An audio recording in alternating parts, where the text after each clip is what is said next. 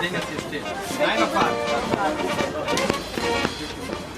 Anita, bitte die zweite Biografie. Theresa.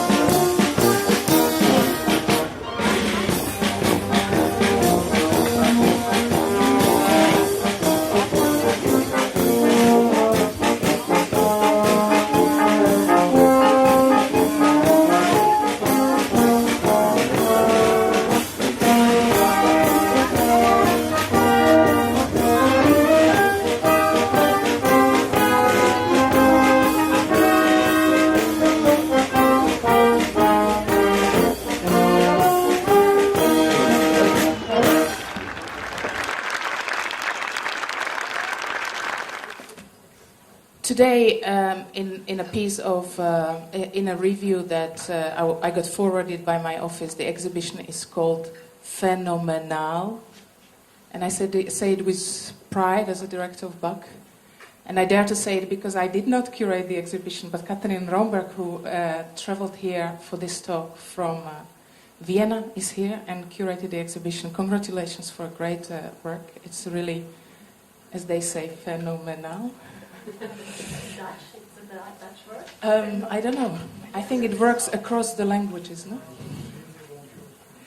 However, we gather here to discuss work of Christoph Schlingensief, and specifically his work Ausländer, Raus, Bitte, Liebt, Österreich from 2000.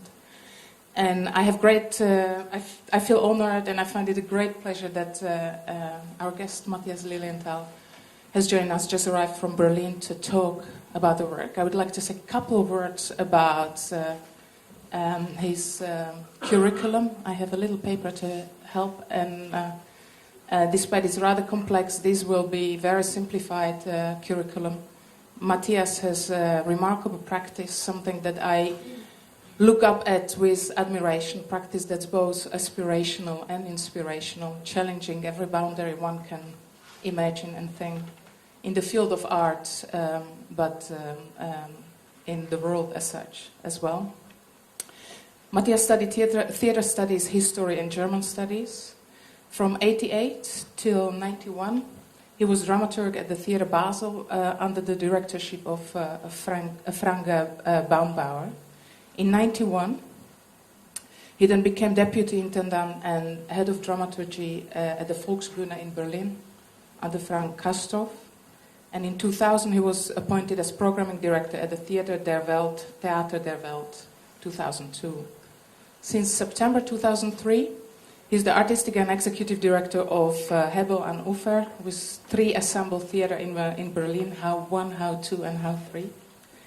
And under his direction, How has been selected as the Theater of the Year in 2004, and up until now continues, as I said, challenging every thinkable, imaginable boundary in our practice and in the world. He, however, is going to leave How this summer, and as of October this year, he'll assume a position of a professor at Ashkal Alvan in Beirut, which is absolutely challenging context within which for minimum a year time he will work with a group of students from various fields, mainly from the field of performing art. Now, Matthias worked with Christoph Schlingensief on a number of occasions, and I think it wouldn't be an exaggeration to say that he discovered a theater maker in him, brought Christoph Schlingensief from the area of independent filmmaking into the theater field. In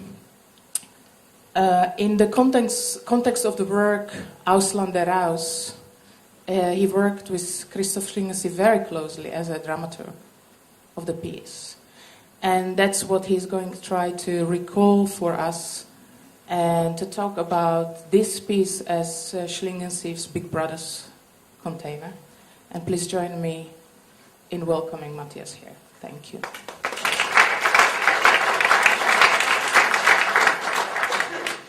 I have to thank you a lot, and I'm very happy that we are sharing the same friends like Rabia, like Christoph, like Katrin. And I think you are not so very familiar with the work of Schlingensief, for some of you. And perhaps I want to start in the very end of his life. There was a religious service before his funeral in the city of Oberhausen, and that was exactly the same church. Perhaps some of you have seen Church of Fear, which have been played in Amsterdam in the Holland Festival, and the stage design of Church of Fear was exactly a copy of this real existing church in Oberhausen. And Christoph, in every biography, is written down that he is the son of the pharmacist in Oberhausen. Oberhausen is a fucking small city in the Ruhr Valley in Germany. And I was always imagined this kind of pharmacy as a rich one. And then I came and saw a house from the 50s of the last century with this a very clean facade, and at the Altmarkt at Oberhausen there was a big church. Then there was a place where alcoholic person can get some alcohol or some help by the Catholic Church. Then there is another shop where unemployed people can get help. And Christoph, I think he was standing all his youth on this place and speaking to the alcoholics and to the unemployed. And then he decided he don't want to be a son of a middle class guy. He wanted to play with the dirty people, and because his father was a little rich, so he had very early a kind of Super 8 camera. And in the age of 8 years, he started to do movies. And he did movies at the beach at Sylt, and always the big star of all of his movies was himself. And then in the age of 14, he started. He was looking for a banker, and then he bought all the material to shoot a movie, and all the actors and him, they have been staying for 24 hours in the bunker, and he just did the camera and pushed them all together. And that was something like the birth of the Schlingensief aesthetics. And he was very well known. He didn't study so much. He finished school, and then he went to Munich, and then he moved to the same quarter in which Rainer Werner Fassbinder was working, and he was quite clear, I want to be the new Rainer Werner Fassbinder, and which was for Germany at that time. Rainer Werner Fassbinder was absolutely hero, and that it was absolutely something which nobody would say, and the school for filmmakers didn't allow him to study because he hadn't enough talent. And then he started to do his own things. He went back to Oberhausen, and then he started to do a film club. And there he was showing all the old movies of Werner Nekes, experimental movies, movies from the Aktionism from Vienna. And then he started to do his own movies. He became quite popular in Germany when he did a movie about the reunification Just I'm monkeying a little bit the English words. In German, this movie was called, and it is also in the exhibition, Das Deutsche Kettensägen-Massaker. Chainsaw. German Chainsaw. German Chainsaw Massacre. It was just a splatter movie, which was showing over 90 minutes how people have been slaughtered. Yes, and that some years after the German reunification was a very different image than the official politics was giving to politics. In Germany, there was this promise of Chancellor Kohl that by the reunification, East Germany will have a comfortable life, and which was a big lie. And just now, a young, angry man came and was doing a splatter movie how West Germans are killing the East Germans, and that is the result of the reunification. And that was the kind of policy which Schlingensief wanted all the time to do, because he had a big hate on the work of Wim Wenders, because he hated totally this harmonic, sensitive pictures, and he wanted always to give the opposite picture towards the society. When we learned to know us, it was the very first season of the time of Mr. Castorf in the Volksbühne, which was quite important for Germany. And 6 weeks before start of a production, a director cancelled. And at that time, we have been seeing his film Terror 2000, which was a movie about Germany, and it was combining a criminal story with a splatter movie, and all that have been included, and detective and asylum seekers, and the asylum seekers have been living in a former military camp of the regiment Felix Dzerzhinsky, which is the KGB regiment of the GDR. And all that is totally mixed up, and that was a movie totally out of taste.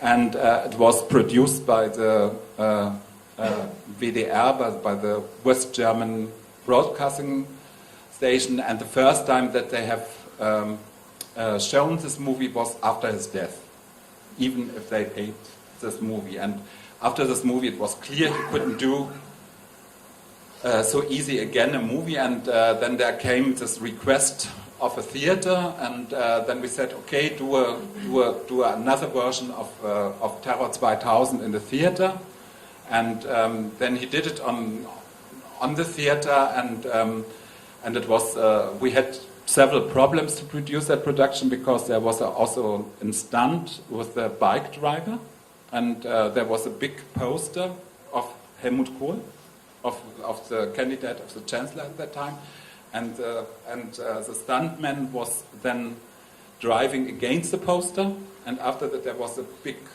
red color, blood, tomato ketchup sign on it, and it was all the time with this trivial significances playing. And but this first show of Schlingensief in the theater was a little bit difficult, because it was a little bit cabaretistic, and the only one thing which was really a scandal was the announcement in the monthly plan of the theater, and then we have been discussing how we could change it, and then I said, the production is so different than you are, you should be with them on stage. And then he said, no, I don't want. Then I do an introduction, and then in the fourth performance, he started to do an introduction to the performance. One performance later, he said, it's not good with the introduction. I go on stage in the middle of the performance, and then he went on stage, and then he said, turn out all the lights, and then no, I don't start before also the emergency lights are turned off. And then he said, then he was crying, in the total darkness, and he said, in this moment my uncle is dying, and I take heroin. I can't suffer anymore. I have to take drugs, and he was playing it in such a kind of authentic way that everybody in the theater believed that is the reality of Christoph Schlingensief. But of course it was a total fake. But it gave to this kind of a show which was accusing the Christian Democrats to be the fascists. It gave a kind of truth in it, and that was a kind of the birth of the theater maker Schlingensief. And then he worked several years as a theater maker in the Volksbühne, and the productions went to be more and more successful and more interesting. And after his first bigger time in the Volksbühne, there came a question of the Festival of Vienna to do something in Vienna, because the Liberal Party of Austria has taken the power. The Liberal Party of Austria at that time was committed with Mr. Haider, so it's probably the same like the party with Mr. Wilders in the Netherlands today, and it was an isolated situation of Austria, because at that time all the other members of the European community avoided the diplomatic contact to Austria. And on every which weekday was Thursday. Every Thursday was in Vienna a manifestation against the taking power of the right-wing party of the FPÖ, and Bondi called Schlingensief and said, we have to do something. We have to take resistance. Christoph was not so interested in the question of the new fascism in Austria, but he was very interested in a Dutch TV show, which was called Big Brother, which was in that time the first time in the TV. He was watching it every night, and then the plan was to do something with refugees and with Big Brother. And there was not a lot of money of the Vienna Festival. They cut it off the party for the employees, and then they said, okay, we give Mr. Schlingensief the money from the party of the employees to do the production. And then the next step was that Christoph then wanted to have 2 containers, and the containers should... he wanted to place them directly before the Hotel Sacher. Do you know the Hotel Sacher? That's a very imperialistic, rich, old-fashioned hotel, and at the backside of the Opera of State in Austria. And then Bondi and Schlingensief went to the government of Vienna, to the responsible person, and he said, no, before the Hotel Sacher it's not possible because there are emergency ways, but go in front of the ring, directly beside of the opera, there you can place it. Okay, we do it, and then there was a second session of allowance, and then they allowed to do it, but in that moment the director of the opera protested and said, I don't want to have a provocation of this leftist agent provocateur directly beside of the opera. It's disturbing our opera evenings. I forbid it. And then Schlingensief was in this moment calling one of the journalists of the Spiegel that Mr. Holländer is against the project, and there's a new fascism in Austria of the opera. And then the Spiegel directly called the director of the opera. No, I have nothing against the project, I allow it. And then we had the allowance to do it. Then the idea was that 1 week, 8 asylum seekers are sitting in this container, and like in Big Brother, every day is one of the asylum seekers voted out of the container, and then he would be pushed out of the countries, and we did it with you could vote by internet, you could vote by telephone. And we have been totally surprised because the Austrians, they voted 30 or 40,000 times in this week who has to be expulsed at the first person. And when we built then the containers, there was a big discussion because on the top of the container was written "foreigners out." And then the day before we opened the container, a bus of Israeli tourists came to the ring and have been seeing the signs of foreigner out and went directly back to the airport to fly back to Israel. Because if there is standing something like foreigners out at the official place, at the event of the Vienna Festival, then for sure this is a fascistic country where they don't want to spend their vacation. And then there was a huge scandal, and in Vienna there's a very important influence of the boulevard newspapers on the public opinion. And this big boulevard nafter, the Krone, immediately started to do one front page after the other against the project. The German provocateur is using 1 million shilling to do political agitation.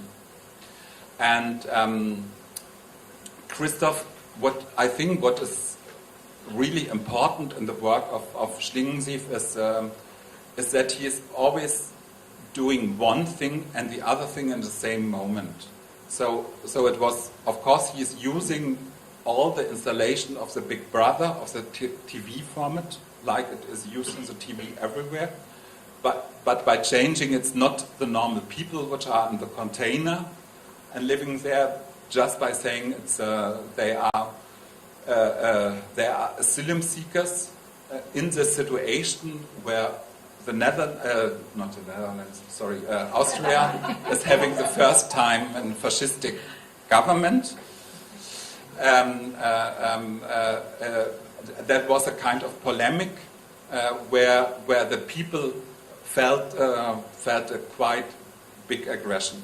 But when he opened the container, for example, we engaged for bringing in the asylum seekers into the containers. There was an orchestra which was playing this kind of folkloric Austrian march music by bringing them in. So he always tried to use patterns of a folkloristic or fascistic or leftist, and he was in a patchwork combining it so that every ideological view on it was breaking together in the same moment. And in the first day, it was quite clear because all the drug dealers in the public opinion of Vienna are coming from Nigeria.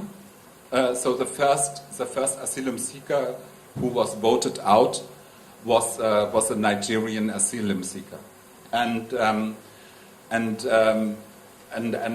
there was then again the orchestra playing at 8 o'clock in the evening, and then the asylum seeker they bring them to a Mercedes-Benz and then bring him to the borderline and to put him out.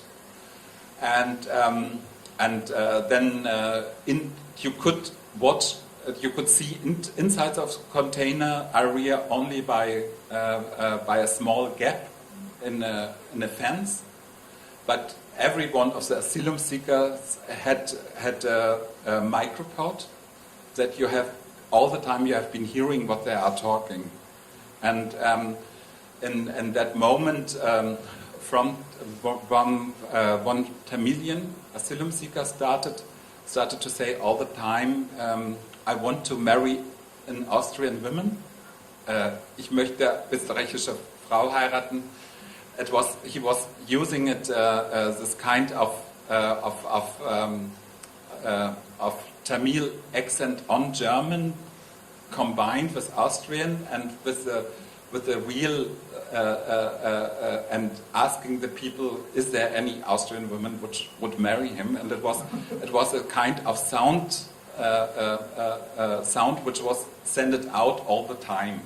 It was a little. I don't know if you know the records of Joseph Beuys with ja, nein, ja. It was running all the time like this, and also Schlingensief wanted that asylum seekers are learning German.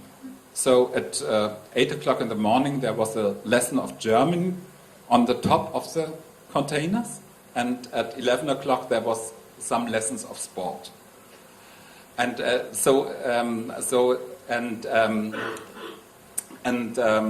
after 3 days, all the time have been 300, 400 people around the container. From day to day, it have been more people, and it was in the heavy summer of June, and the temperatures raised until 38 degrees. And the people have been coming and discussing it, and it was very difficult, because also it would be difficult if you are putting on the main place in Utrecht a container village with refugees in it and put on the top of it foreigners out. It immediately would create a discussion in Utrecht, because there are a lot of things which you can't do. But in the same moment, of course, he was realizing what Mr. Haider and the Liberal Party of Austria wanted to do. He did the expulsion of the refugees, which the politicians have been doing in their manifests to win the elections. And by realizing this political polemics of the liberals, of course, he was giving an image to the Republic of Austria, which was not the same like the image which Austria wanted to have. Perhaps it's becoming a little bit more understandable if I show a 3-minute excerpt of a movie which was shooted about the action.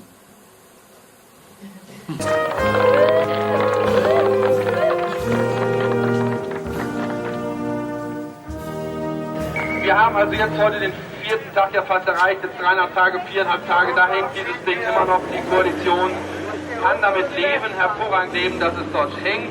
Die superdummen Österreicher haben sich eine superdumme Koalition gewählt. So sieht es im Moment jedenfalls noch aus.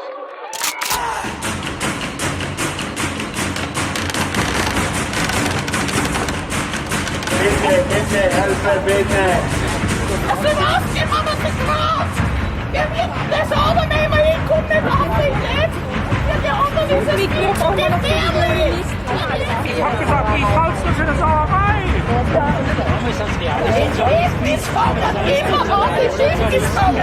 Sozialismus, das Jahrhundert des Sozialismus, ein Jahrhundert des Sozialismus gibt es ja. Und die genau dieselben Rechte wie die Österreicher, sonst gibt es ja wir haben uns von ihnen verkauft, wir wollen Ruhe haben, alle wieder noch! Die wahre surrealistische Tat ist, wahllos in die Menge zu schießen. Wenn das eine Form von Radikalität ist, dann hat die alle letzten Endes funktioniert, weil es war ja nicht der Schuss zu hören, aber man sah viele Menschen, die schwer verletzt herumtorkelten oder Aua schrien oder plötzlich losbrüllten.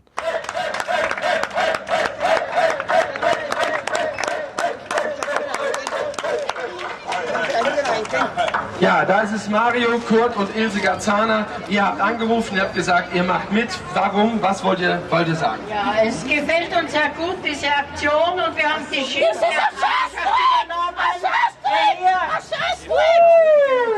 Das ist Es sind alles Schauspieler. Libt raus! Ausländereien! Das ist keine Kunst! Wer macht die Schweinerei? Das ist Kriegshetze! Ausländereien! Libt raus! Ausländereien! Libt raus! Ausländereien! Libt raus! Das ist ziemlich bezeichnend. Was denken Sie? Ja, ich denke an gar nichts. Ja, unsere Ehre heißt Reue. Ich habe keine Ahnung, wo das herkommt. Dann darf man nicht einmal die Hand mehr heben. Ist man schon Nazi? Die sind alle voll im Vertrag gut. Angenehm überrascht davon, wie die Leute dort auf der Straße ihre Politik und damit diese Kunstaktionen im Zusammenhang damit diskutieren. Das fand ich schon gut. Aber als das dann so in dieser Hitze dieses Sommers dann so hochgekocht ist und dann so richtig so hot wurde und aggressiv, das habe ich dann schon zwischendurch Schiss gekriegt. Sagen Sie mir ein konkretes Beispiel seit der Regierungsbildung, wo sich die österreichische Regierung gegen die Menschenrechte vergangen hat, wo sie aufgefordert hat zum Rassenhass und so. Wenn Sie mir hier bitte vor dem Mikrofon ein konkretes Beispiel sagen können. Das können Sie aber nicht. Sagen Sie mir bitte einen in der Regierung. Und Sie sehen volksverhetzende Sprüche überall, die aus dieser Regierung rauskommen, die dann nachher sagen, das haben wir nicht gesagt. Ach, das ist aber jetzt nicht lustig. Hey, der ist ja die Regierung. Ja, ist die FPÖ eine Regierung oder nicht? Ja, ist sie drin oder nicht? Ist die FPÖ? Sie sitzen am Subventionstopf als Künstler. Und die Künstler schreien am lautesten, die fürchten, dass sie jetzt zu kurz kommen. Und darum ist dieses Wetterverschlag, diese idiotische Gesamtabrechnung. Finden Sie den Stephansdom schön? Was? Finden Sie den Stephansdom schön? Ich finde den Stephansdom schön. Wissen Sie, wie der finanziert wurde? Möglich, wahrscheinlich, wird sicherlich durch Subventionsgelder. Ja, aber heute ist die ganze Das gab es immer schon, verstehen Sie? Ja, aber dann darf man nicht, muss man auch... Und dieser Stephansdom steht da immer noch. Was die Angst mit mir und solchen Sachen anging, die gab es nur mal am Freitag. Da habe ich dann irgendwann auf dem Dach gedacht, so wie das jetzt abgeht mit den Anrufen und mit den ganzen Drohungen. Wenn das hier ein Film ist, dann kann er sich auch leisten, dass da ein Scharfschütze auf dem Dach sitzt oder irgendeiner mal plötzlich meint, er muss hier ein Exempel statuieren oder sonst sowas. So, es hätte ja alles passieren können. Es hätte auch jemand einen Anschlag verüben können.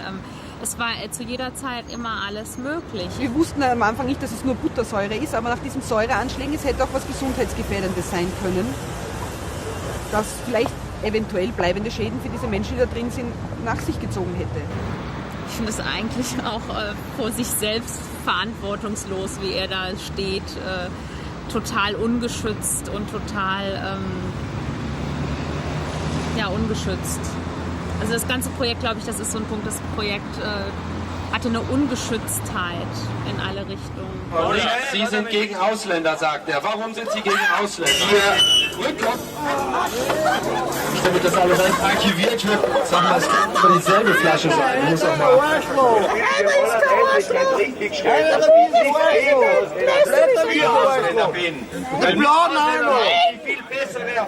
Noch eine Wortmeldung, bitte. Ich bin bereit, mit Liebe zu aufmachen. Ich bin bereit, Ausländer aufzunehmen, die was Befreiungsscheine haben, die was hier leben können.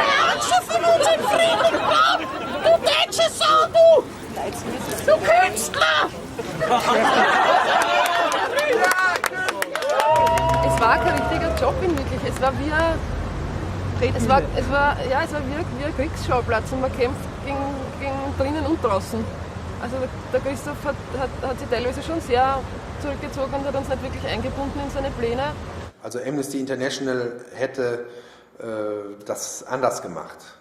Und das war kein Amnesty International Projekt. Das war auch kein Zeig mir deinen Wunden-Projekt oder sowas. Das war auch nicht, dass man jetzt da nachher gerade diesen 12 Leuten die Freikarte erkaufen wollte oder sonst sowas. Das war in sich natürlich auch ein hochschweinisches Unternehmen.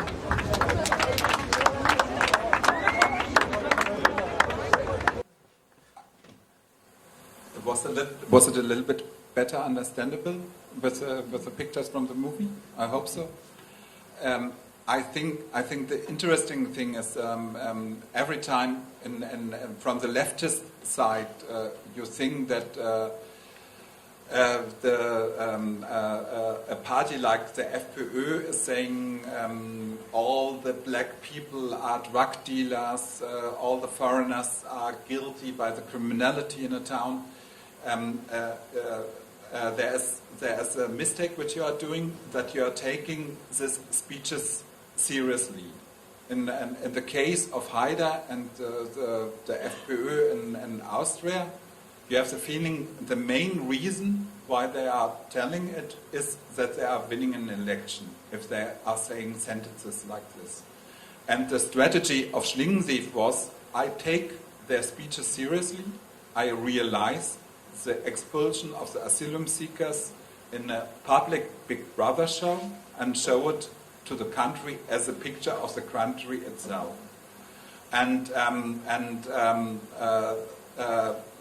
you have seen that this kind of enormous discussions around the container and this kind of it was that every member of the crew, and we have been around 10-15 people, there was no possibility anymore to do so many radio interviews for the Middle West of the US and for every station in Europe like we could cover. And it was daily in the main TV news, it was in all the boulevard newspapers, and it was, you had the feeling, or we had the feeling, I don't know if it's true, there was not any other discussion in a coffee shop in Vienna than this project. And it heated up more and more. On the fourth day of the action, there was set up the Thursday demonstration, and they wanted to do something good, and so they decided they liberate the asylum seekers from the Schlingensief container. And they did a big storm on the container, and that was the only one situation which was dangerous, because there have been 100 people on the top of the containers, so there was a static problem that they could break in, and they're coming up with catastrophe, but they liberated then the asylum seekers, and then okay, we said everyone is going to the hotel, and we have dinner, and that is the finish of the project. And then we said, okay, after a long time, we can, at the first time, sleep out. And after we have slept until 12 o'clock, we went again to the container, and around the container, in which nothing happened, there have been standing 500 people discussing. And so we said, okay, the asylum seekers are coming again to the container, and we continue. And it was strange, because we had in the symbolic liberation of the asylum seekers, we had the feeling the whole project is over. But the city of Vienna and the population of Vienna wanted to keep it. And then it was running again, and we had every day a guest, Elfriede Jelinek, the Nobel Prize-winning playwright and novel author, then has written a puppet play for the asylum seekers, which they have been also playing. And Elfriede Jelinek didn't show up for the prize giving of the Nobel Prize, and she never shows herself in the public, but there she showed up. And Einstürzende Neubauten, and a lot of celebrities helped us all. Our politicians, and it became really a major discussion. Then Luc Bondy, the director of the Vienna Festival, went to the daily talk show in the Austrian television, and discussing with the FPÖ people, and it was quite difficult. And then the day after, Schlingensief was also invited to the same talk show, and then he said, you have to repeat every time the same. And FPÖ is doing a rhetoric school for the politicians of the Liberal Democrats, and their trick is that they don't causing things. They don't say we have to give money to the young people that they find employment. they always say the black people are guilty by the drug dealing in town, and it is like this. And then Schlingensief decided, I'm using the same rhetoric strategy like the FPÖ to put them out of order. And there's a lady, her name is Mrs. Unterreiner, and she was all the time repeating, this is not art, this is political agitation. And the political agitation is paid by the state, and we will finish that if we are in power. This lady is really stupid, and Christoph then decided to say, you never have visited a theater. And that is, of course, total bullshit. She is stupid, but of course she visited a theater, and she has seen some theater. But she said, he repeated all the time, you never visited a theater, and you can't say if it's art or not. And it is a strategy which you can use towards right-wing party members, that you are imitating her strategy of argumentation to put them out of power. This video is, I'm quite sorry, there are no English subtitles, but I think this talk show is so important. It's also in the exhibition, and I like it so much because there is quite visible how this kind of political discussions are functioning, that I would like to show it. Are some people understanding German or very little? I tried to explain it a little bit before, so I hope you can live with it. In the exhibition you have a Dutch and an English transcript. Ja. Tötet Wolfgang Schüssel. Jetzt möchte ich dazu etwas sagen. Das war nicht irgendeine Äußerung, sondern das war eine Äußerung in einem künstlerischen Kontext. Das heißt, es handelt sich dabei, dadurch, dass es am Theater war, auf einer Bühne war, um Kunst. Und Kunst funktioniert ein bisschen anders. Kunst verknappt, verkürzt, darf zuspitzen und ist nicht mit den Regeln der üblichen Äußerungen zu messen. Kunst folgt anderen Gesetzen. Das ist zu akzeptieren. Und die Politiker, ob Opposition oder an der Macht, haben dafür zu sorgen, dass die Kunst frei ist, auch wenn sie provoziert. Auch wenn es aufruft zum Mord. Auch wenn das ist Kunst, Ihre Definition. Auch wenn es aufruft zum Mord ist. Allerdings, liebe Frau so viele Theaterstücke, darf ich ganz kurz, es gibt so viele Theaterstücke, in denen jemand ermordet wird. Es ist ein Theaterstück. Ich klingle wieder mit meiner imaginären Geschichte. Es gibt so viele Theaterstücke, in denen gemordet wird. Ja, das ist ein Schädel, aber kein Schritt. Permanent. Sie haben noch nie ein Theater von Ihnen gesehen. Sie sind kein Künstler. Sie haben noch Sie wollen nie sich als Theater Künstler gesehen. verkaufen. Sie sind ein Agitator. Wieso sind Sie noch nie im Theater gewesen? Das kann doch nicht wahr sein, dass jemand, der Sie als Kultursprecher in der FPÖ hat, noch nie im Theater war. Wenn Ihnen etwas daran gelegen ist, dass Ihnen jemand einen rechten Theatermenschen will ich ja auch gar nicht sein. Was soll denn das? Wenn Ihnen etwas daran gelegen ist, dass Ihnen jemand zuhört, und wenn Ihnen etwas daran gelegen ist, dass Ihnen jemand zuhört, dann hat es keinen Sinn, wenn Sie durcheinander reden. Zu Hause versteht man kein Wort, nicht weil wir im Studio verstehen. Aber wenn Sie noch nie im Theater war? Jetzt muss der Herr Seucher zu Wort kommen dürfen. Er hält sich diplomatisch zurück. Da wurde aber schon der ÖVP-Kulturshop beispielsweise angegriffen. Herr Seucher, ich richte gar keine Frage an Sie. Perhaps you can show in half a minute the other excerpt from the talk show, from the very ending. Was Sie wollen. Wissen Sie, wie nicht entscheiden. Künstler und Politiker ein tödliches. Die Bilder, die jetzt im Ausland sind, weil dieses Schild da oben hängt, da sage ich Ihnen schon in Paris und in Frankreich. Schlingensief, das beweist, er ist ja kein Künstler, sondern er ist im besten Fall ein Aktionsdramaturg oder so etwas. Sie gehen ihm alle in die Falle. Eine österreichische Tageszeitung auch einmal politisch sein. Frau Unterreiner, auch wenn Sie das nicht wollen. Ja, die meine dieses Schmierblatt. Meine Damen und Herren. Schmierblatt meinen Sie eine... Diese Zeitung lesen viele Menschen, weil sie genau das... Lesen Sie mal in den Wind gereimt, lesen Sie es mal einmal oder zweimal, wenn Sie überhaupt lesen können, was ich jetzt weiß. Was ist die Frage dieser Diskussion? Die Frage dieser Diskussion ist doch, soll das stattfinden oder... Da wird es nur zu Ende. Nein. Lassen mich die Frage... Sie haben die Diskussion gemacht, das Schild hängt da immer...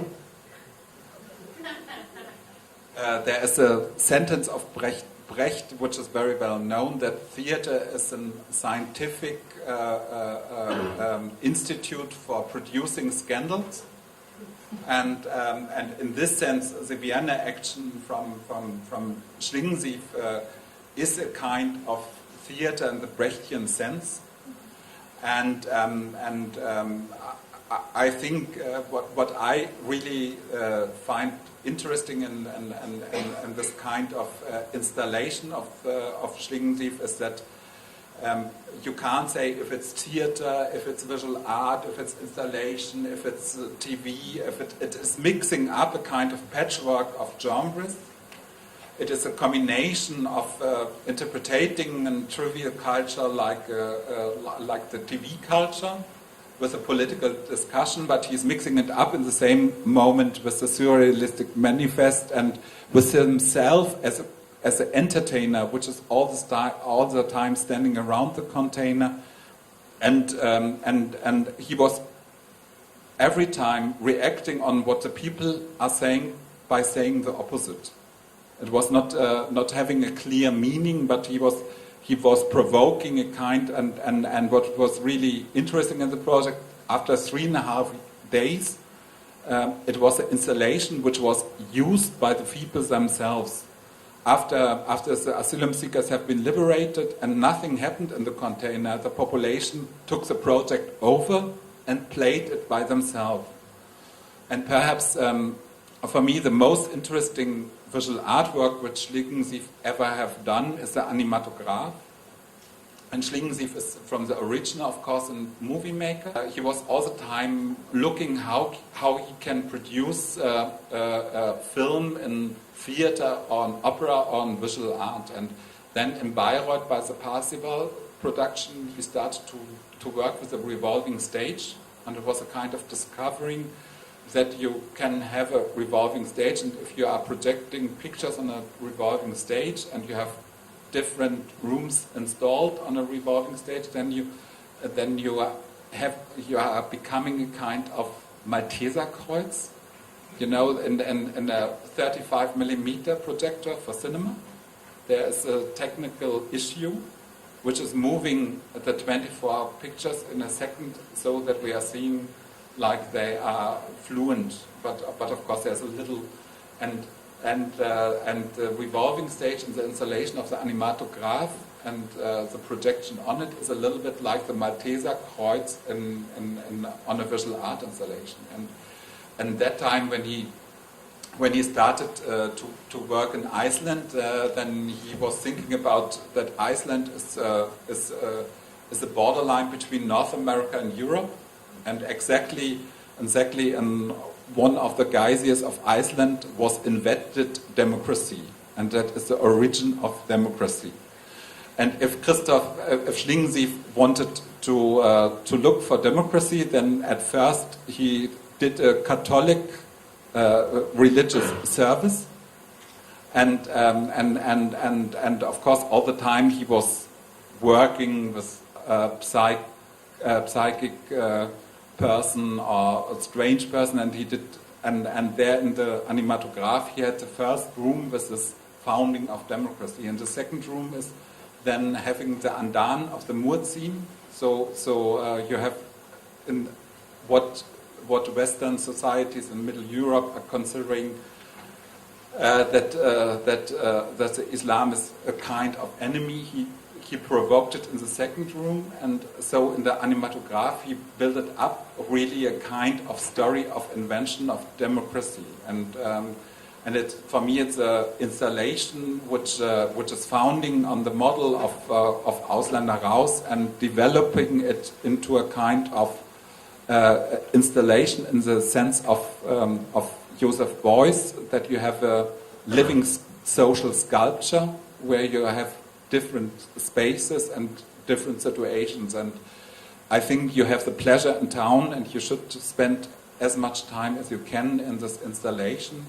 And this is announced, and repeating his videos that this is announcement of democracy and finding then attitude, and I think this is the kind of installation art which is the work of Schlingensief. He had different periods in his life. He had at first the 7 years of of his life where he did movies, and he had 7 years of doing theater, and then he had 7 years of doing opera and installation work, and then came the catastrophe that he died by cancer. And it was a strange moment because it was the production of the Kunstenfestival des Arts from Brussels, which was shown as well in Amsterdam. It was starting a kind of recognition of his work outside of German-spoken countries in this moment. And I'm quite sorry that I talked so much about Austria and Vienna and a lot of significances which are difficult to understand. But in a way, I had the feeling that it is a good moment to tell the story in the Netherlands in these moments. Katrin, what did I forget to tell? But maybe what you could a little bit talk about is that Christoph Schlingensief did several projects in the public space, intervention in the public space in the 90s. If you think about, if you think about his work or his intervention in the Wolfgangsee, which was also connected to Helmut Kohl and others, and he created the term media democracy art for its Mediendemokratiekunst. It's much more beautiful in the German version than in the English translation. And specifically also the Foreigner Out project was for him connected to this term, and he explained it in a way that he thought that our reality is produced by politics and media, and this intervention of Ausländer Raus is exactly touching this moment and making it clear how much our reality is produced by these two aspects, and how much we as citizens are alienated from reality. But this was in 2000 when he realized the Ausländer Raus project. In 2003, the Anematograph, which we are showing here in Bach, the Iceland edition, was produced, but it was a completely new situation. He was not anymore so much interested in the media and public space, and maybe also in the space of politics. He went into another fields of our life, and maybe you can talk a little bit about this moment of the shift from his intervention in the public space into again into the theater, but also again into the protected space of arts, in the protected space of the White Cube. What happened in these few years that he made this other shift? Is the microphone still working? Okay. I think, for example, if you stay with me, if you are looking to the Wolfgangsee thing, that was after 16 years of the government of Helmut Kohl, and the whole country wanted to get rid of him. And then he had a clear plan. He said, I'm coming with all my friends to the Wolfgangsee, and Mr. Kohl is always doing vacation directly at the side of the Wolfgangsee. And if we are 10,000 persons and swimming in the Wolfgangsee, then we will kill Mr. Kohl. Sorry, that's bloody bullshit. There can go 100,000 people swimming in the Wolfgangsee, Mr. Kohl, nothing will happen at all. But of course it's a symbolic murderer of Kohl. And from the beginning of his work as a movie maker, and from the beginning of his work as a theater maker, it was a little bit, in the announcement of the first theater production, he has written that the president of the German Republic is eating Turkish meatballs with the ashes of the dead of Auschwitz. And then there was a big scandal, of course. So he was an agent provocateur, which was mixing up different situations. And I think with Foreigners Out, he put it, the public intervention on such a high level that he he knew he could he couldn't put it on a higher level. Then he was just getting older, like every one of us, and there was then he lived out of a kind of personal structure, and then he used different genres to make his art visible. And in the same moment when he was doing all the provocations, then in the same moment there are a lot of interviews in this movie how he's explaining how much he is suffering, that he is not provoking everyone. In Germany he was quite popular, and every mother wanted that Mr. Schlingensief is marrying her daughter. He was well looking, he was smart, he was nice, he was in a way opportunistic to all the powerful people from journalism, from the government, from the theater. But when you gave him an artistic opportunity, then it started that he's destroying the good relationship to the politicians, and then he started to do it. And it was the same when he transferred then his public work. For example, when he did Parsival in Bayreuth. In Bayreuth, the festival of Bayreuth is, of course, a very chauvinistic and very bourgeois and very, very rich and a little bit sympathizing with right-wing politics. And his way was not providing leftist slogans, but he asked an assistant of him put a dead body of a rabbit and install a camera, and then put a lot of flies into the basement, and then we are doing photos for 3 months every day, and then you are seeing how the time and the flies and the other animals are destroying the body of the rabbit, and that he was showing 5 times 3 minutes in Bayreuth. And of course that was an enormous scandal, and that was a reinstallation, what he did perhaps in Hamburg with the Bahnhofsmission, with the creating of Chance 2000, with the founding of the party in Berlin, with Foreigners Out, with all this public installations. Then he started to do it by the destruction of the body of the rabbit in Bayreuth.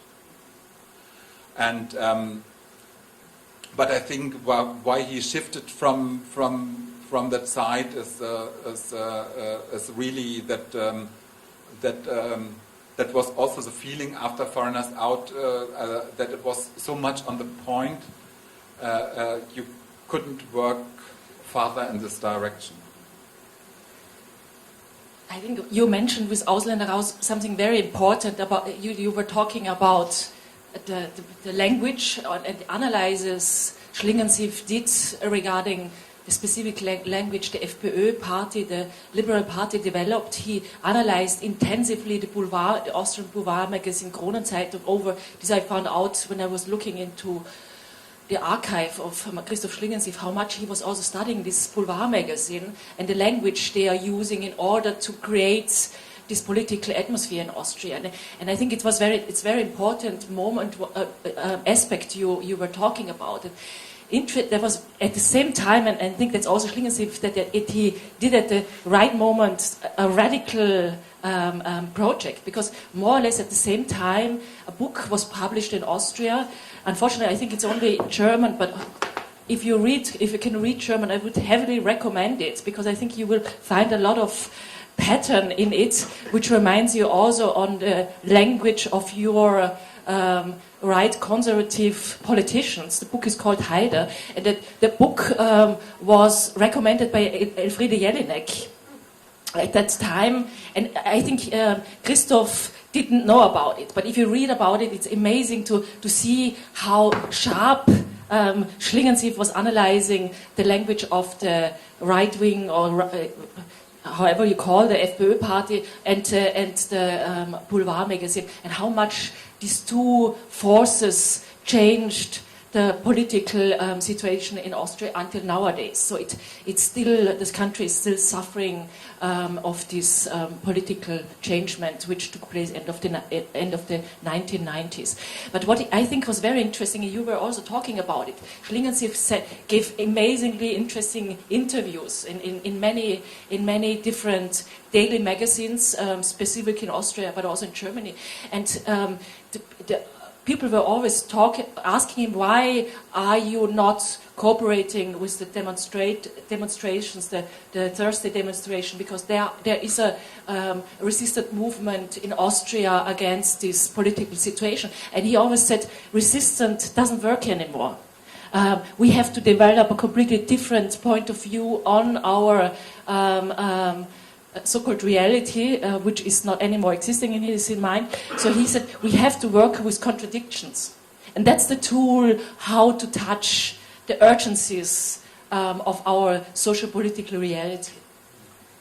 In one of the interviews of the movie, he is talking about that Foreigners Out was a Bilderstörungsmaschine. I think you could translate it with image disturbance machine, and that is that. And he was also in all his theater works.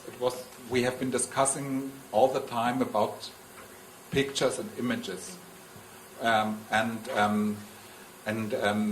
I think what is important also of Dutch politicians are in the moment discussing about the cuttings in the cultural field, and if they are speaking about cleansing, then they are putting up an image about culture, which is meaning it's dirty, the people are using drugs, there's garbage, and we have to clean it.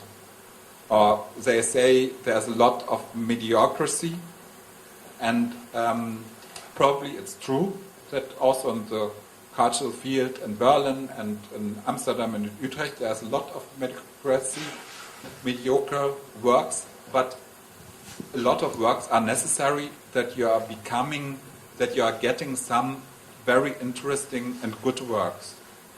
And this picture of cleansing in Berlin, I would say it's a fascistic image, because that is exactly the metaphor which used the National Socialists against the Jewish intellectual scene in the 30s, and which led to the concentration camp and to the Holocaust. So I would say, and in this moment, the picture of, but he didn't discuss with them, or it's also the liberation by the leftists of the refugees in the Schlingensief container was a complete disaster, because then they cleaned up the image of Austria in this installation.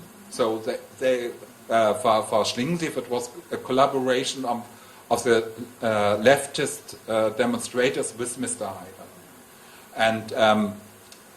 And I also think that like Angela Merkel is discussing about Greece and all that stuff, she don't mind it seriously. There are totally other processes in the financial world happening in that moment, but she can explain her policy by putting hate on Greece by the Germans. And I think a project like Foreigners Out is explaining how a populistic machine of politics is functioning, and we have a situation where democracy in middle of Europe is not anymore trusted by the population, and it is not anymore representing the will of the population. And in that moment, this Schlingensief Bilder, this image-disturbing machines are kind of approach in a sense of Lessing and Goethe of Aufklärung, enlightenment of, and it's a very classical thing which is happening in the last moment.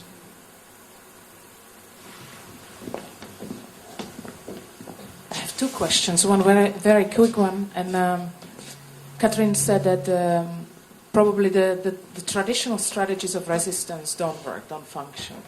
And I think the strategy that Schlingensief was using was the strategy of over-identification. Like, I seemingly identify with the policy, and I show you what it is. I realize it to you in a really speedy, quick moment, and I show you what it will be.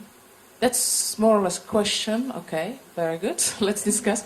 But then I can't believe that he would take the refugee voted out to the border and realize that for good.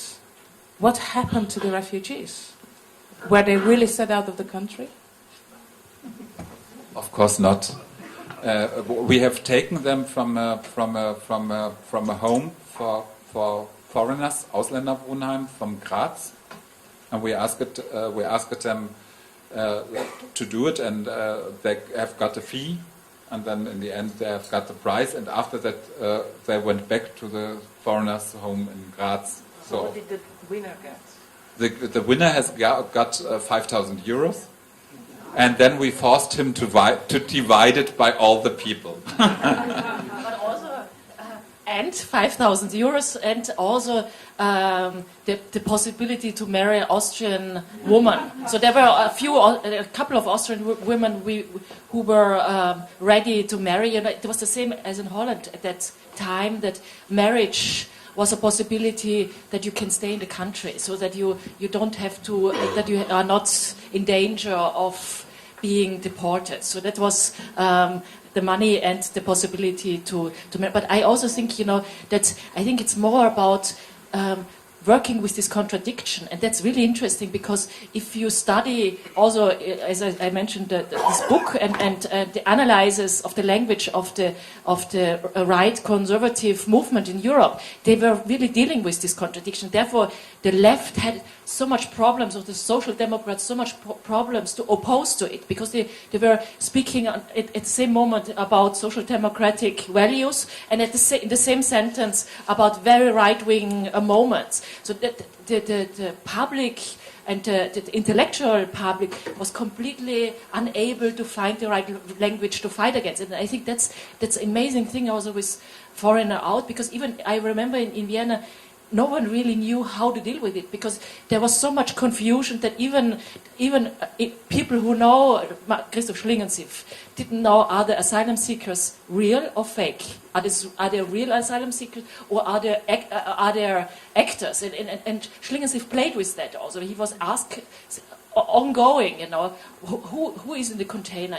One day he said they are actors, the other day he said they are asylum seekers. So he kept that completely unclear. The same was with himself. He had it the first day when they introduced the container and the Big Brother program to the public, a doppelganger, a double, who had a very interesting manifesto to say that, and it was very close to the thinking of Beuys, how a social culture can also change society, but it was, of course, very poetic, and he was ongoing repeating it. So he was playing with this fact and fake ongoing, which is also a method of the right-wing or right-conservative movement. And I think until nowadays, I'm sure, unfortunately, I cannot speak Dutch, I understand it partially, but I heard Wilders once talking in Berlin with a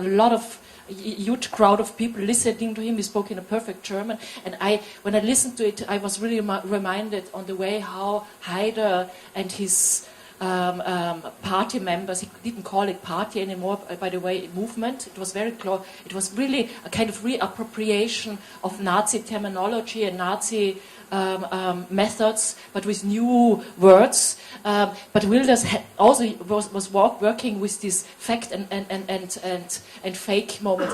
By the way, also Sarrazin we were talking today, this is the German social democratic politician who wrote a book about... Dying out of the Germans. Yes. Perhaps I would like a little bit to answer you. Of course, he realized what Jörg Haider was saying, but he was showing it like a mechanism of simulation. And I think for Schlingensief, of course, everybody, if the people in the container have been actors or asylum seekers, that was not sure, but for everybody was clear they are put to the Mercedes-Benz and then they are not put to the borderline. That was quite clear, and they have not been expulsed. And there was a night talk between at 3 o'clock in a famous restaurant in Vienna between Peter Sloterdijk and Christoph, and there was a huge discussion about that. He said, of course, probably Mr. Haider and probably Mr. Willers, they have nothing against foreigners. Probably they have a clear meaning that economy is needing them. But they are giving fire to a populistic meaning machine, and he wanted to show the politics as a simulation. He wanted to show the social plastic as a simulation, and showing the manifestation as a simulation. And showing that it's a kind of populistic mechanism which has not at all something to do with the problem of a society. So I wouldn't say the realization of the wishes of Haider are the clue, but if I said in the morning they had to do German lessons, it's a little bit like the meaning of Mr. Haider, or then they have to do sports, or then you have all the sounds, and you had the little gap in the fence where you could see inside, and that was a little bit like a zoo, and it's a little bit before you are entering the animatograph. You have to humiliate yourself to go on the floor. On the knees, and only on the knees you can enter the installation. I have and ways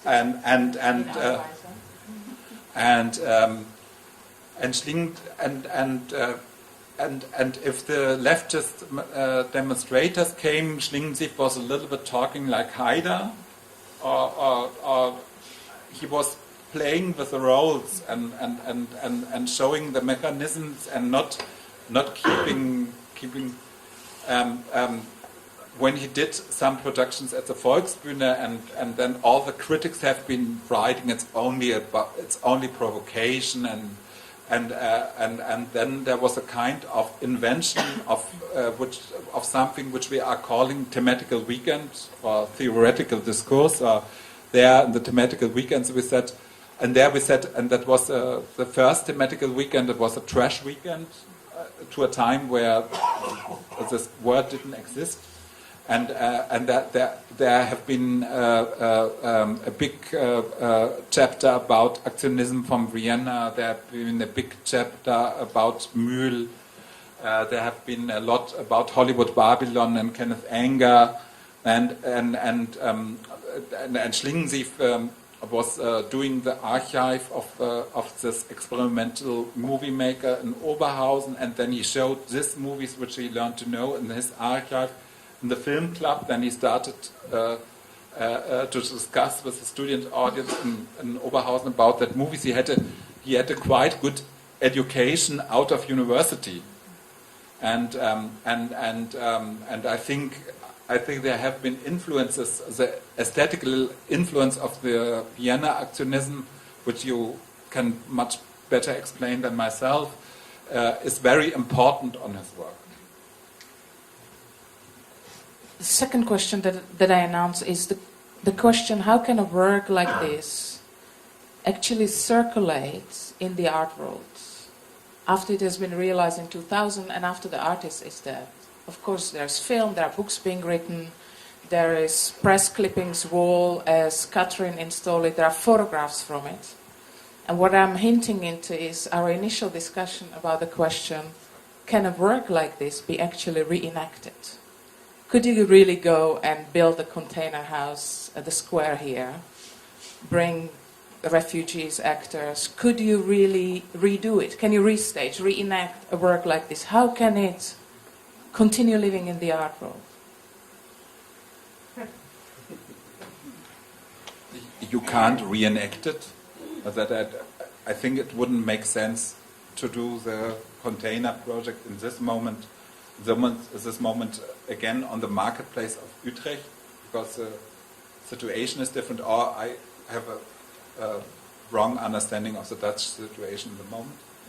You know, a year ago I said in a symposium about Schlingensief that in this moment, if he would be still living and in his kind of situation where he was around 2000, he would have said to me, give me 500,000 euros and I engage 10 hackers, and then we find out every secret about the financial crash.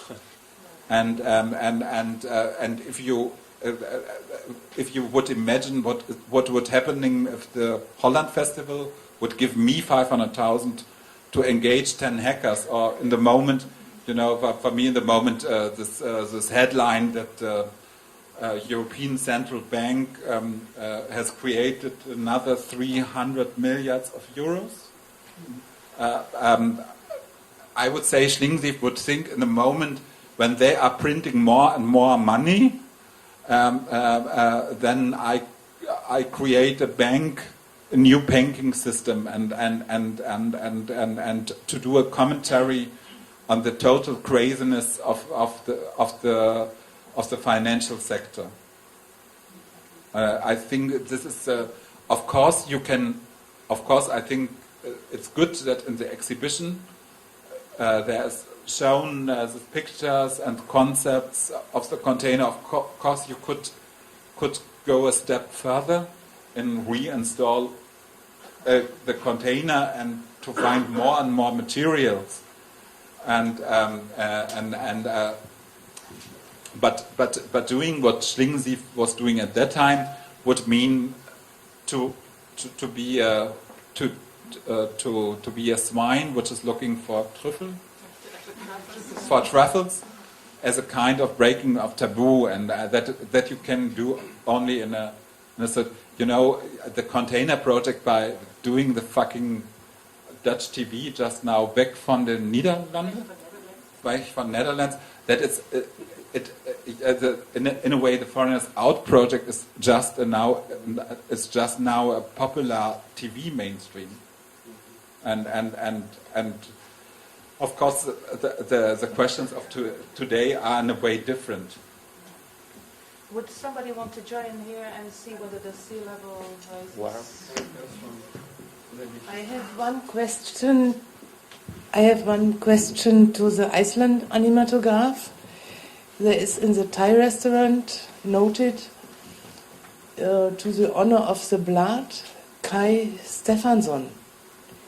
He has founded the Game Research Party in Iceland. Do you know more about that? I'm sorry.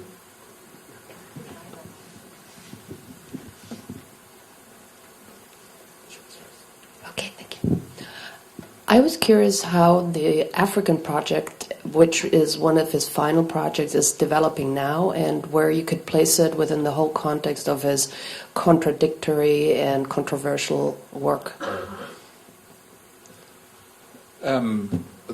There's happening tonight in Berlin an auction from works which are donated for the Opera Village, with works of Marina Abramovic, of Matthew Barney, of Jon Bock, of everyone who is a celebrity, and I hope there is coming around a lot of money which is needing the Opera Village for the next step. I think the Opera Village, Christoph was all the time looking for new catalysts for his work. And when he did in Namibia the Animatograph, and there was a confrontation with the African population, which was very inspiring for him. And he had a lot of plans to do a Wagner opera in Berlin, sometimes with a Staatsoper and sometimes with a Deutsche Oper. And his wish was to divide the 160 musicians from the orchestra in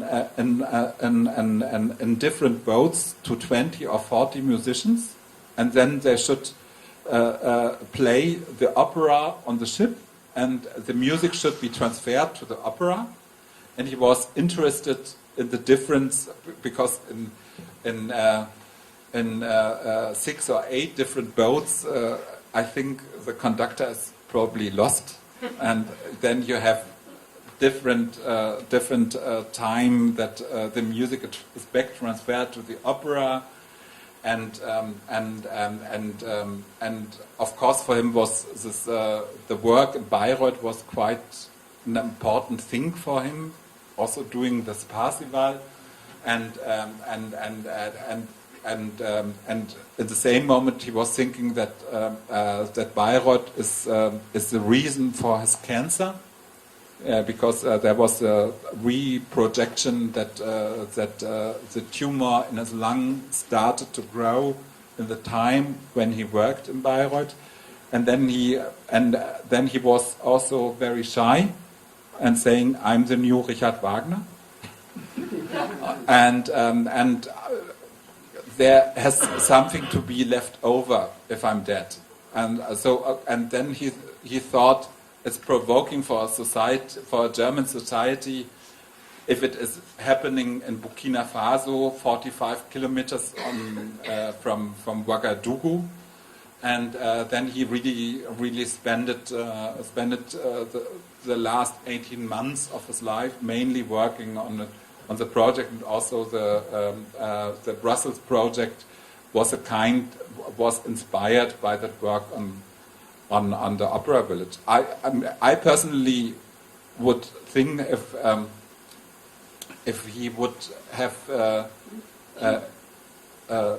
if Christoph would be still alive, and if there would have happened a wonder of healing, probably he would have left months ago the opera project and saying the opera project is a bloody bullshit and I do something new.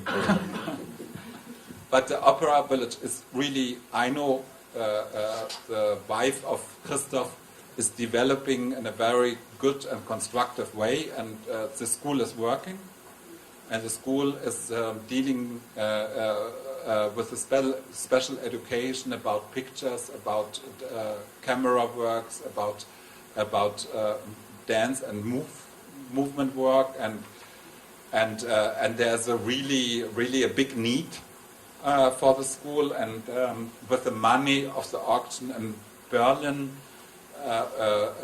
they will pay a hospital, which they are constructing there. And of course, when Schlingensief had lung cancer, the whole of Germany had lung cancer. You know, it was his book about his cancer was a total bestseller, and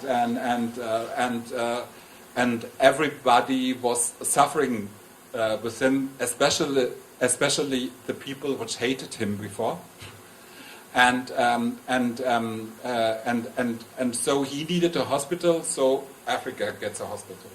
And of course, in the end, is a wit, and of course, it is a picture out of the Werner Herzog Fitzcarraldo movie about the opera house in Manaus, and this opera house in Manaus is just now in Ouagadougou. Yes, you partly answered my question, because I was thinking with the Foreigner Out project, he was creating a paradoxical space, which I can imagine this was the absolute top of what you can reach in creating such a space. But then after that, he went into the more protective art world, and was he able to create a paradoxical space there too?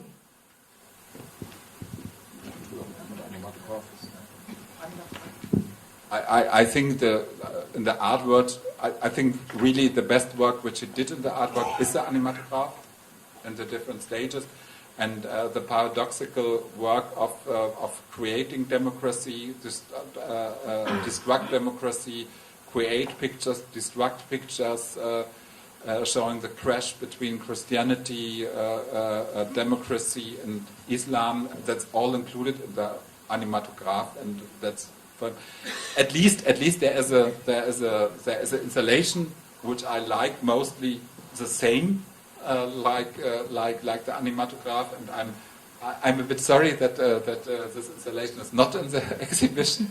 That was called African Twin Towers, and perhaps that is also a good example, because his mother is quite ill and she's using a wheelchair. And the pharmacy in Oberhausen has 3 different floors.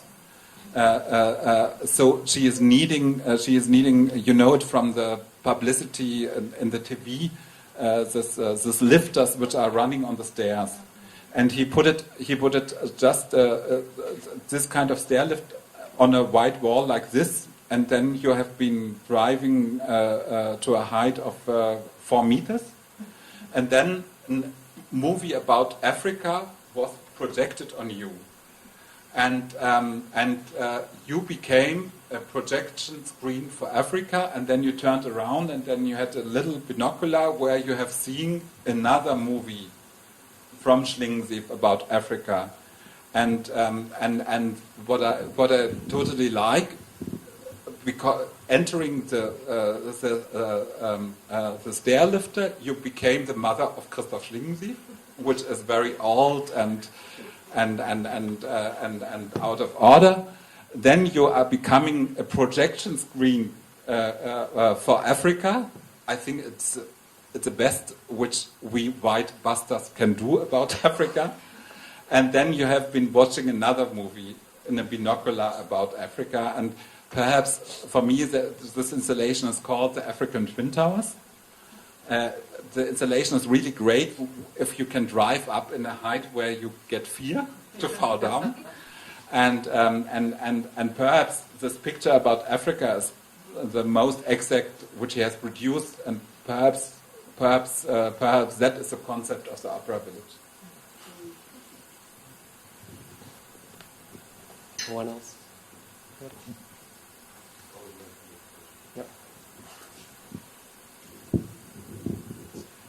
There are some authors that connect his work, or have an interpretation of his work, very linked to body. Could you tell me if that's just theoretical bullshit, or did he think about it? Can you a little bit more explain what you are meaning with the body? Yeah, like in the meaning of biopolitics, like Foucault.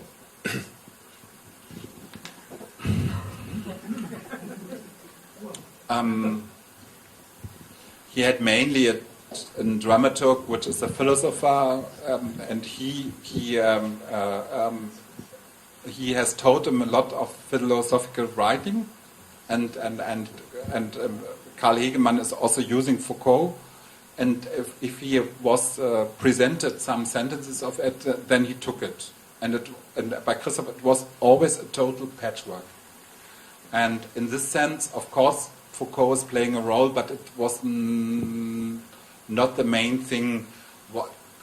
What he have been in the last 20 years, what was the main headline as a philosophical meaning was the art of the failure. That was since 2000 a kind of main slogan. At that time, he was inspired also by some book by Mark Simons, which dealt about the new American economy, and there was a thinking to drive, if you are too slow by doing art, then an audience can expect what you do, so drive faster until you have lost the control about what you are doing. But Foucault, of course, was also inside.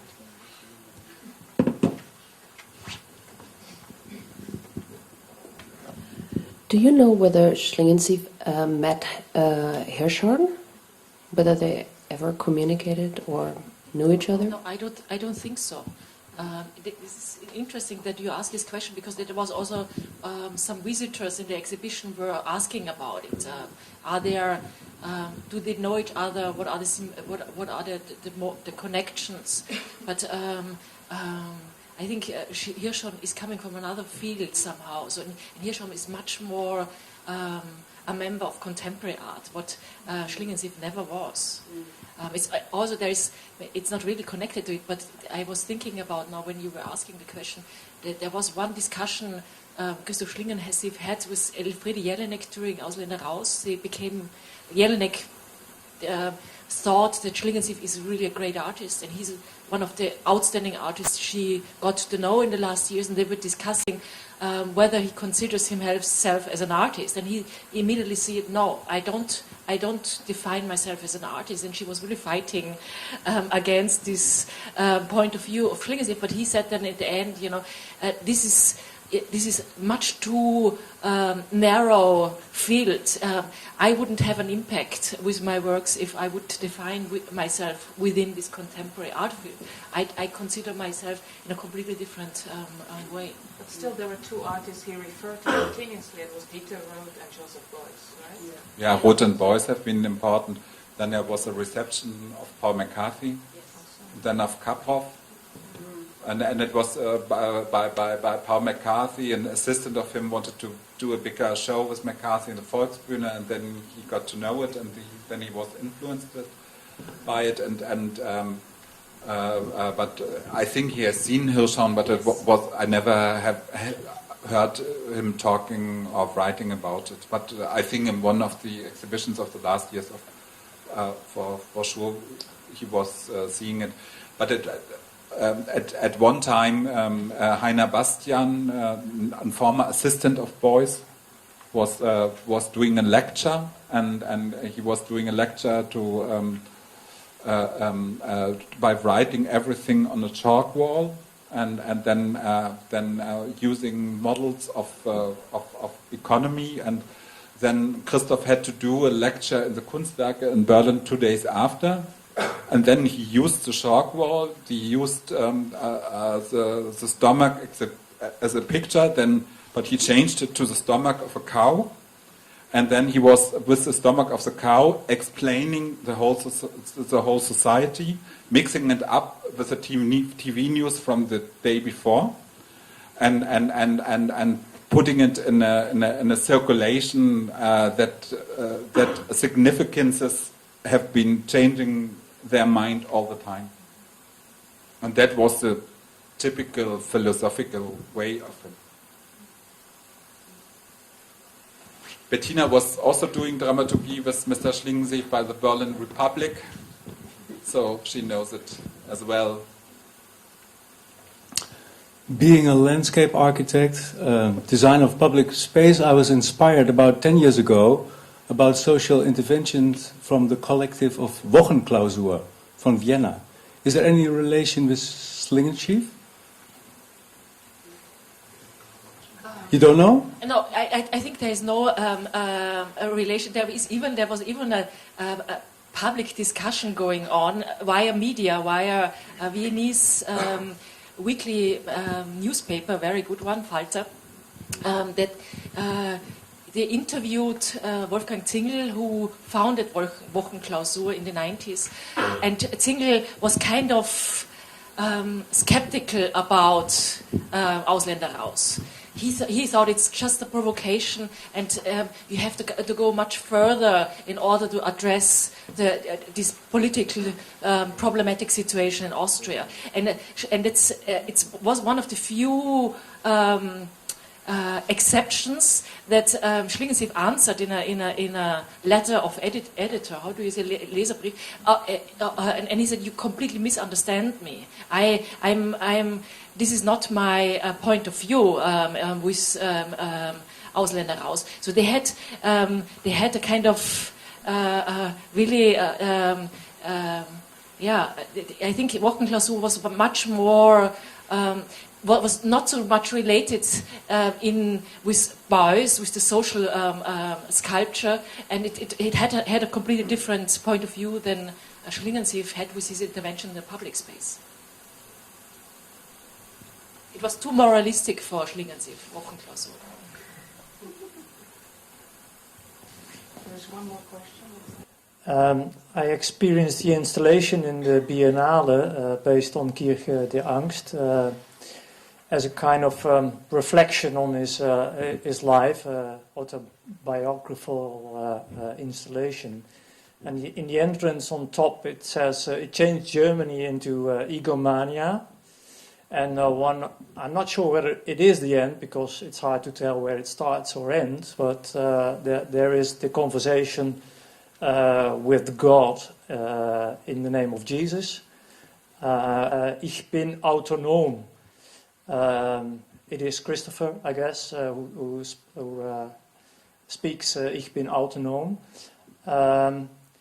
It sounded for me as a statement, but also as a kind of question mark. Could you confirm this? And is it what kind of a question mark is it? Is it looking back to his life and see what he has done, or the signification of it? The installation of Vienna is in a way using material of Christoph Schlingensief, but Eino Laverenz was finishing this installation. The installation was using the stage design of the theater production of Church of Fear, reducing it on the much smaller space of the German pavilion. There are parts which are created by Schlingensief, like the idea of egomania. The original idea of the pavilion was totally different, but of course Eino had the intelligence not to work out a very early idea of Schlingensief and doing an installation out of it, and then they did the very intelligent decision to use the theater space, to use some acoustic records and some movies out of Church of Fear to put together an installation. The original idea had something to do with a wellness hotel for Africa, and the visitors of the Venice Biennial should do a bath and then get black afterwards, and then to getting a massage. So something different. I wouldn't see the pavilion of Venice as a resume of the life of Schlingensief. I see it as a very good compilation out of works of Schlingensief, and when I saw there was a first edition of Church of Fear in the Maxim Gorki Theater in Berlin, in a very small place, and it was very short after his discovering of the cancer, and then you had the records where he is also suffering by getting cancer and is crying, and you are very touched by it, but of course you are thinking in the same moment, why the fuck is Christoph recording himself in this moment?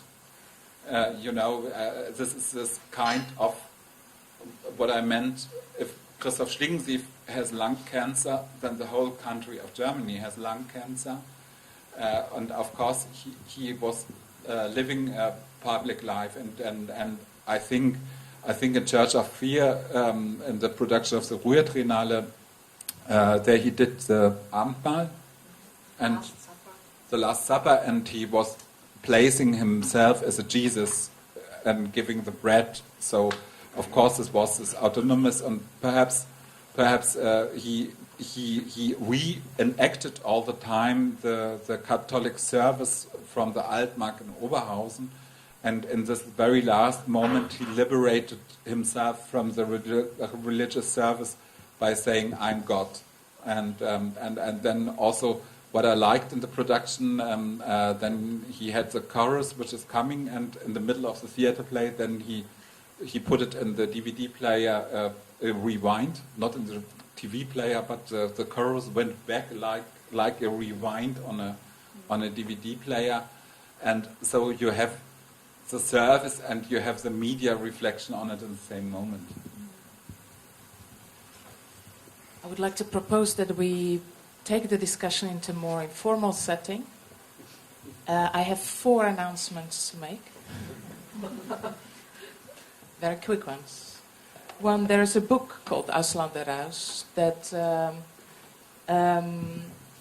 is still to buy. It's still available. It's in German, and it's a book that Matthias co-authored with Klaus Philips. It's very interesting reading, very important reading, I believe. That was number 1, so it goes quickly, don't worry. 2, it's an International Women's Day today. And many forgot in the West, in solidarity. However, there's a remarkable thing that happened at the Utrecht University for the first time in history of the university. In the Senate room, there were 3 portraits of women professors placed for the first time in history. Senate room is publicly accessible, so please go there because this is a remarkable event. 3, there's a remarkable show at the Centraal Museum at this moment. I can't promise it's open at this very, very moment, but it's a punk show, God Save the Queen, and it's quite fun to see. And 4, Buck is open. There are drinks waiting for you. Catherine is here, and she's totally happy to give you private guided tours. And the very last but very important, thank you so very much, Matthias. This has been fascinating.